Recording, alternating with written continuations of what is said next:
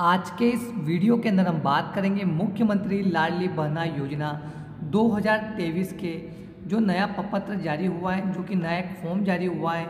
इस फॉर्म को आप किस प्रकार से फिल करेंगे। जैसा कि आप देख पा रहे हैं, जो नया फॉर्म जारी हुआ है इसमें आपको किस प्रकार से किस कॉलम में क्या जानकारी फिल करनी है, और साथ में इसके साथ में आपको कौन कौन से वो दस्तावेज व डॉक्यूमेंट हैं जो आपको लगाने हैं, और आपको ये फॉर्म कहाँ से मिलेगा और इस फॉर्म को आप किस प्रकार से डाउनलोड करके फिल करेंगे, इसकी कंप्लीट जानकारी हम आपको बताने वाले हैं। तो आप इस वीडियो पे बने रहिए।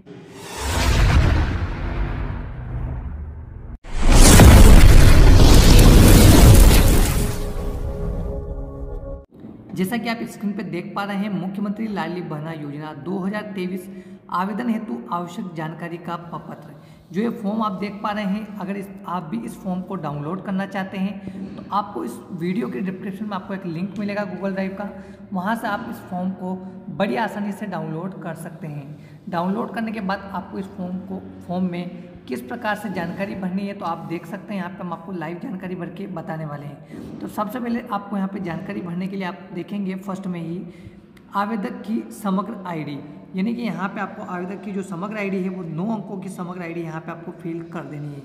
चलिए यहाँ पे 9 अंकों की समग्र आईडी हम फिल कर लेते हैं। जैसे कि यहाँ पे आपको समग्र आईडी फिल कर देनी है। जिस भी बहन का आप आवेदन कर रहे हैं सही तरीके से समग्र आईडी फिल कर देनी है। यहाँ पे हमने डेमो के तौर पे यहाँ पे फिल कर लिया है। आपको जो भी सही सदस्य की जो आईडी है वो फिल कर देनी है। फिल करने के बाद दूसरा आप देखेंगे आधार नंबर, तो सिंपली यहाँ पे आपको 12 डिजिट का जो आधार कार्ड नंबर है सदस्य का वो यहाँ पे फिल कर देना है। चलिए हम यहाँ पे सदस्य का 12 डिजिट का आधार नंबर फिल कर लेते हैं। यहाँ पे हमने आधार कार्ड नंबर फिल कर लिया है। सिंपली आपको जो भी सदस्य का सही आधार कार्ड नंबर है वो यहाँ पे फिल कर देना है। फिल करने के बाद तीसरा नंबर का जो पॉइंट है आप देखेंगे आवेदिका का नाम, तो यहाँ पे आपको आवेदिका का जो भी नाम है वो यहाँ पे आपको फिल कर देना है। चलिए यहाँ पे हम आवेदिका का नाम लिख देते हैं। यहाँ पे हमने आवेदिका का नाम लिख दिया है। अब आपको आवेदिका के पति व पिता का नाम फिल कर देना है। तो यहाँ पे आपको सही तरीके से आवेदिका का पिता व पति का नाम फिल कर देना है। यहाँ पे हमने पति व पिता के नाम में यहाँ पे हमने फिल कर दिया है। इस तरीके से आपको भी नाम फिल कर देना है। जो भी आवेदिका है उनके उस हिसाब से आपको पति या पिता का नाम फिल कर देना है। उसके बाद जन्म दिनांक यहाँ पे आपको सही तरीके से फिल करनी है। चलिए यहाँ पे हम जन्म दिनांक फिल कर देते हैं। फर्स्ट वाले कॉलम में आपको यहाँ पे दिनांक फिल कर देनी है, फिर उसके बाद माह फिल कर देना है, उसके बाद वर्ष फिल करना है। यहाँ पे हमने जन्म दिनांक फिल कर ली है। उसके बाद आवेदिका का पता, आवेदिका का पता में यहाँ पे सबसे पहले आपको अपना जो भी ग्राम, वार्ड नंबर या जो भी मकान नंबर लगता है वो फिल करना है। उसके बाद ग्राम व शहर, तो सिंपली आप अगर गांव से तो गांव का नाम फिल करें, अगर शहर से तो आप शहर का नाम यहाँ पे फिल करें। उसके बाद जिले का नाम फिल करना है। उसके बाद आपको पिन कोड फिल कर देना है। चलिए यहाँ पे हम फिल कर लेते हैं। आप देख सकते हैं हमने यहाँ पे आवेदिका में जो मकान नंबर फिल कर दिया है, फिर उसके बाद गाँव व शहर का नाम फिल कर दिया है, और फिर जिले का नाम और पिन कोड। आपको सही तरीके से यहाँ पे अपना एड्रेस जो भी है वो फिल कर देना है। फिल करने के बाद यहाँ पे 7वां पॉइंट आप देखेंगे आवेदिका का मोबाइल नंबर, यानी कि आपको 10 अंकों का जो मोबाइल नंबर है वो सही फिल करना है, ताकि आपको भी मुख्यमंत्री लाडली बहना योजना के अंतर्गत जो भी योजना का लाभ है वो आपको मैसेज के माध्यम से प्राप्त हो सके, और सूचना भी आपको मोबाइल नंबर के माध्यम से प्राप्त हो सके। इसलिए आपको 10 अंकों का मोबाइल नंबर सही तरीके से फिल कर देना है।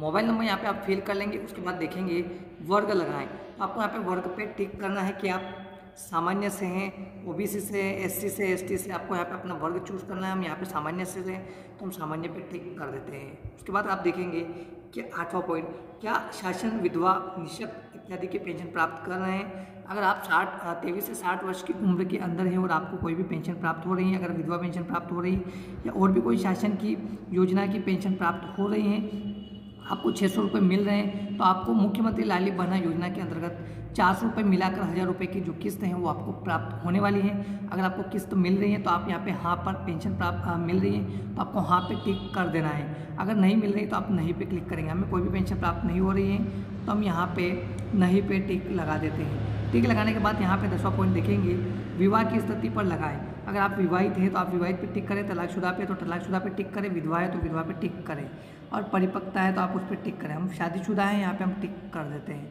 उसके बाद यहाँ पे देखेंगे आवेदिका द्वारा दी गई घोषणा, यहाँ पे आपको घोषणाओं पे टिक करना है। ये घोषणा है आपके पास जो इनको ध्यानपूर्वक आपको पढ़ के ही यहाँ पे टिक करना है, तभी आप यहाँ पे पात्र होंगे। तो सबसे पहले यहाँ पे हम घोषणाएं देख लेते हैं। मैं घोषणा करती हूँ पर टिक लगाएं। यहाँ पे देख सकते हैं मेरे परिवार की सम्मिलित रूप से वार्षिक आय 2.5 लाख रुपए से कम है। अगर आपकी वार्षिक आय 2.5 लाख रुपए से कम है तो आपको फर्स्ट वाले ऑप्शन पे टिक कर देना है। यहाँ पे हमारी 2.5 लाख रुपए से कम है, हम टिक कर देते हैं। उसके बाद दूसरा देखेंगे आप, मैं स्वयं या मेरे परिवार का कोई भी सदस्य करदाता नहीं है, यानी कि हमारा कोई भी करदाता नहीं है, हम टिक कर देते हैं। उसके बाद तीसरा पॉइंट देखेंगे, मैं स्वयं या मेरे परिवार का कोई भी सदस्य केंद्र राज्य सरकार के शासकीय विभाग, मंडल, उपक्रम, स्थानीय निकाय में नियमित संविदा कर्मी के रूप में नियोजित नहीं है अथवा सेनावर्ती की पेंशन प्राप्त नहीं कर रहे हैं, तो आपको यहाँ पे टिक कर देना है। सिंपली यहाँ पे टिक करने के बाद देखेंगे चौथा, मैं मेरे स्वयं या मेरे परिवार के किसी भी सदस्य के नाम से 4 पहिया वाहन ट्रैक्टर नहीं है। अगर ट्रैक्टर 4 पहिया वाहन नहीं है तो आपको यहाँ पे टिक कर देना। हमारे पास नहीं है, हम टिक कर देते हैं। अगर आपके पास है तो आपको टिक नहीं करना है।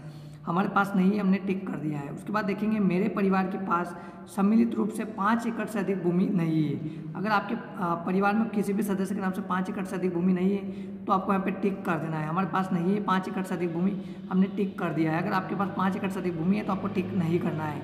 उसके बाद देखेंगे, मुझे भारत सरकार और राज्य सरकार की किसी योजना में प्रति माह 1,000 रुपये से या अधिक राशि प्राप्त नहीं हो रही है। आपको कोई भी भारत सरकार की कोई भी सरकारी योजना में 1,000 रुपये से प्रति माह राशि प्राप्त नहीं हो रही है तो आपको इस पर टिक कर देना है। अगर आपको 1,000 रुपये से अधिक राशि प्राप्त हो रही है तो फिर आपको इस पर टिक नहीं करना है। सिंपली हमें प्राप्त नहीं हो रही है, हमने यहाँ पे टिक कर दिया है। उसके बाद देखेंगे, मैं स्वयं या मेरे परिवार का कोई भी सदस्य निर्वाचन एवं मनोनीत जनप्रतिनिधि पंचायत के वार्ड पंच या उप सरपंच छोड़कर नहीं है। अगर आपके परिवार में कोई भी, यानी कि आप स्वयं या आपके सदस्य में कोई भी निर्वाचित मनोनीत जनप्रतिनिधि या पंचायत के वार्ड या उप सरपंच को छोड़कर नहीं है तो फिर आपको इस पर टिक कर देना है। अगर आपका ये है तो आपको इस योजना में लाभ नहीं मिलने वाला है, आपको इसमें टिक भी नहीं करना है।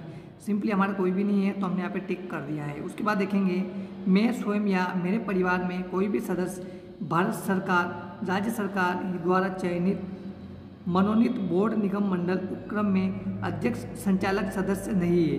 अगर आपका कोई भी सदस्य भारत सरकार या राज्य सरकार द्वारा चयनित मनोनीत बोर्ड में, निगम, मंडल, उपक्रम में अध्यक्ष, संचालक हैं, सदस्य नहीं है तो आपको फिर इसमें टिक कर देना है। अगर सदस्य है तो फिर आपको टिक नहीं करना है। सिंपली हमारा यहाँ पे जो भी घोषणाएं दी हुई है, हमारे इसमें कोई भी योजना में 5 एकड़ से अधिक कम भूमि है और 4 पहिया वाहन नहीं है और 2.5 लाख रुपये से कम वार्षिक आय है और हमारे परिवार में कोई भी सदस्य करदाता नहीं है तो हमने यहाँ पे टिक कर दिया है। अगर आपकी यहाँ पे सारी घोषणा सही है तो आपको उस तरह से यहाँ पे फॉर्म को फिल करते हुए टिक कर देना है। टिक करने के बाद यहाँ पे आप देखेंगे, आवेदिका को हस्ताक्षर, यानी कि यहाँ पे जो भी आवेदिका आप आवेदन कर रहे हैं उनका यहाँ पे आपको हस्ताक्षर करवाना है। चलिए यहाँ पे हम हस्ताक्षर कर देते हैं।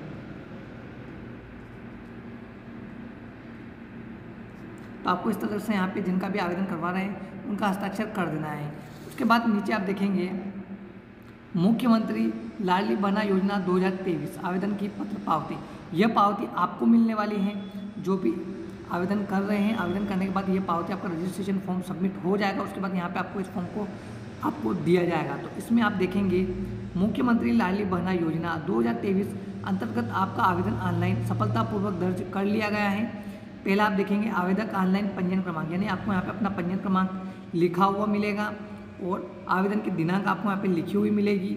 उसके बाद आवेदिका का नाम आपको देखने को मिलेगा, पति व पिता का नाम आपको देखने को मिलेगा। आपको यह स्लिप मिलेगी जो कि पंजीयन पावती है, या आपका पंजीयन सफलतापूर्वक होने के बाद आपको ये पावती दी जाएगी। तो इसमें ये जानकारी आपको देखने को मिलेगी। उसके बाद नीचे आप देखेंगे, आवेदक, यहाँ पे ये आपको महत्वपूर्ण आपका देखना है। आपके द्वारा दी गई जानकारी के आधार पर निम्नानुसार रिक्तियाँ पाई गई। अगर आपकी रिक्तियाँ पाई जाती हैं तो फिर आपको इस योजना का लाभ नहीं मिलने वाला है।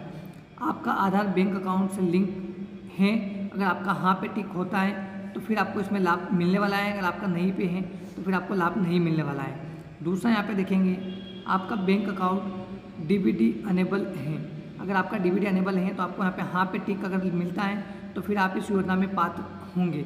अगर नहीं पे तो फिर आपको बैंक शाखा में जाकर अपना डीबीटी अनेबल करवाना होगा और आपका बैंक अकाउंट भी आपको लिंक करवाना होगा। यहाँ पे अगर सारी चीज़ें आपको मिलती हैं तो अगर आपको पावती में फॉर्म को यहाँ पे रजिस्ट्रेशन नंबर और आपका दिनांक और आपका आवेदिका का नाम पति पिता का नाम और यहाँ पे दोनों जगह हाँ पे अगर टिक लगा हुआ है और ये पावती अगर आपको मिलती है तो फिर आप इस योजना में पात्र होंगे। नीचे आप देखेंगे निम्न कारणों से आवेदन ग्रहण नहीं किया गया। अगर आपका आवेदन रिजेक्ट होता है तो आपको यहाँ पे भी देखने को मिलेगा। अविवाहित होने से, अगर आप अविवाहित है तो आपको इस योजना का लाभ नहीं मिलेगा। अगर यहाँ पे टिक होता है तो फिर आपको लाभ नहीं मिलने वाला है। दूसरा देखेंगे आयु 23 से 60 वर्ष के कम मध्य न होने से, अगर आपकी आयु 23 से 60 वर्ष या 60 वर्ष से ऊपर है या 23 से कम है तो फिर अगर यहाँ पे टिक है तो फिर आपको लाभ नहीं मिलने वाला है।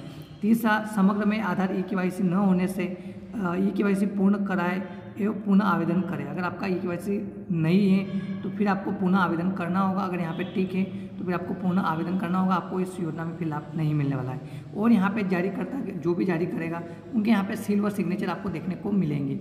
ये जो नीचे वाली पावती आप देख पा रहे हैं, ये पावती आपका जब आवेदन हो जाएगा, जब आपका रजिस्ट्रेशन हो जाएगा तब ये आवेदन आपको यहाँ पे फिल करे हुए मिलेगा। आपको नीचे वाली जानकारी नहीं फिल करनी है, आपको जो फिल करनी है वो ऊपर की ही जानकारी फिल करनी है। सारी जानकारी आपको हमने बता दी कि किस तरीके से फॉर्म को फिल करना है। फिल करने के बाद यहाँ पे आपको अपना आवेदन अपना सिग्नेचर करना है। उसके बाद आपको फॉर्म के साथ जमा करवा लेना है। जब